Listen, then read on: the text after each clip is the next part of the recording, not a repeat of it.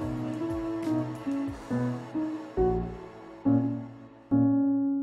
दोस्तों, मैं हूं प्रणव। आप देख रहे हैं पेपर क्राफ्ट। आज मैं आपको पेपर से फ्लाइंग बटरफ्लाई बनाना सिखाऊंगा। फ्लाइंग बटरफ्लाई बनाने के लिए हमें चाहिए एक A4 size sheet, rubber band, plier, 2 safety pins, 1 big and 1 small, Fevicol, scissors, scale and pen. तो चलो बनाना स्टार्ट करते हैं।